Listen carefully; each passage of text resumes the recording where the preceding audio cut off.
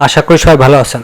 আজকের ভিডিওতে শিখব কিভাবে মাইক্রোসফট ওয়ার্ডে পেজ সেটআপ করতে হয়, কিভাবে পেজের size, page margin, page border, page colour এগুলো কিভাবে করতে হয় আজকের ভিডিওতে সেগুলো শিখব। তো প্রথমে আমাদের একটি মাইক্রোসফট ওয়ার্ড ডকুমেন্ট ওপেন করতে হবে। তো ওপেন করার জন্য মাউসের ডান বাটন ক্লিক করার পরে একটা নিউতে আসার পরে মাইক্রোসফট ওয়ার্ড ডকুমেন্ট, ওকে, এটা ক্লিক করবে। ক্লিক করার পরে তুমি এটা যে কোনো একটা নাম দিতে পারো।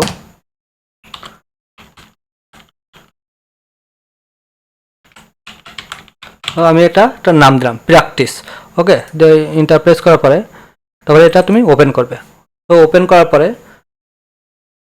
পেজ সেট আপ করবো। তো প্রথমে আমাদের পেজ লেআউট যেতে হবে। পেজ লেআউট এই যে পেজ লেআউট, এই যে লেআউটে ক্লিক করবে।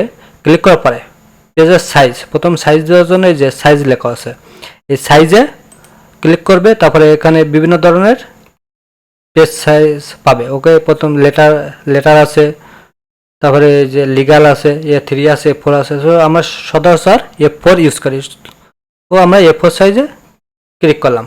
তো এবার পেজ সেটআপটা হলো, এবার সাইজ দেওয়া হলো। এবার পেজ মার্জিন কীভাবে, যে বাম পাশে এই মার্জিন লেখা আছে, এখানে ক্লিক করবে। করার পরে নর্মাল দেওয়া আছে। তো আমি এটা তোমাদের যেটা সুবিধা তুমি সেটা ইউজ করবে, যেটা তোমার দরকার। তো আমি ন্যারো ইউজ করলাম। এগুলো এটা মার্জিন দেওয়া হলো। এবার পেজটা আমি আড়াআড়ি করতে চাই, তো দেখায় একটু পেজটা ছোটো করে দেখায়। পেজটা এরকম লম্বালম্বি আছে।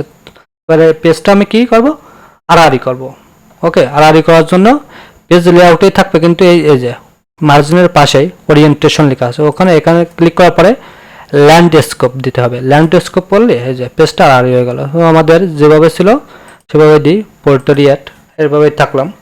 এবার আমি কি করব, পেজটার একটা চারি সাইডে একটা বর্ডার দেবো।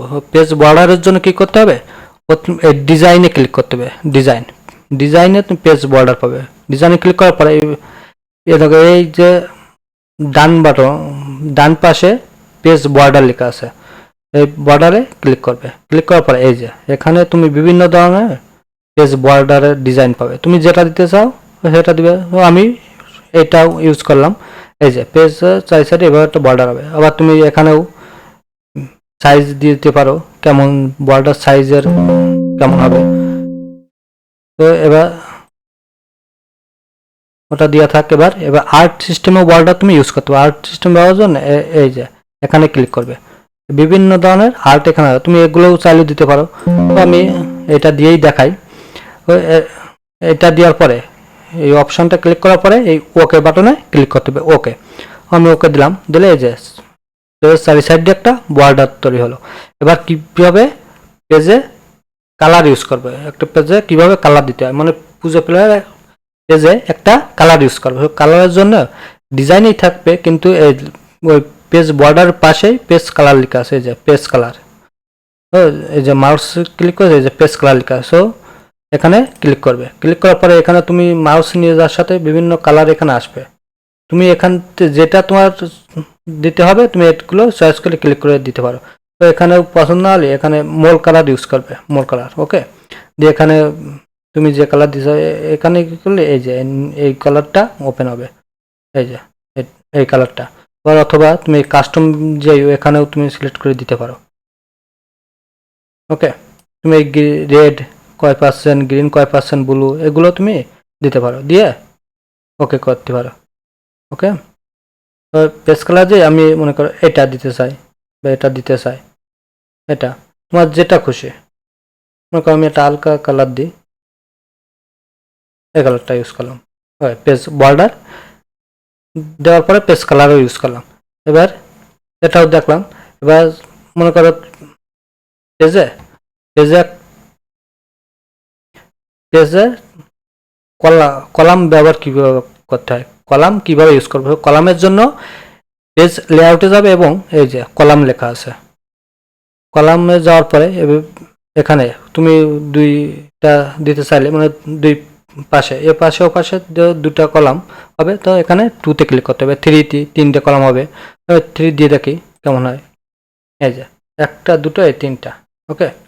এখানে তুমি তোমার মতো ইচ্ছে লিখতে পারো। ওকে, তবে পরপর পাশাপাশি তিনটা, একটা একটা আর একটা, এই যে এখানে স্কেল দেওয়া আছে, স্কেলেই দেওয়া আছে মাপ। ওকে, তুমি আবার মনে করে যেটা দরকার রাইট লিফটে কত পার্সেন্ট মোর দিয়ে এখানে তুমি কলাম নেম কয়টা কলাম দিতে চাও, নেম অফ কলাম,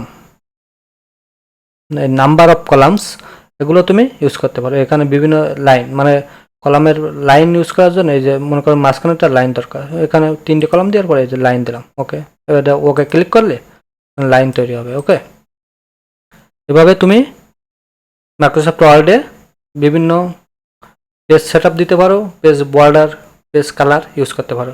তো আজকের ভিডিও পর্যন্ত, আগামী ভিডিও দেখার আমন্ত্রণ রইল। যদি ভিডিওটি ভালো লেগে থাকে অবশ্যই সাবস্ক্রাইব করবেন এবং বেল আইকনে ক্লিক করে পাশে থাকবেন। সবাই ভালো থাকেন, সুস্থ থাকেন। আজকের ভিডিও এই পর্যন্ত।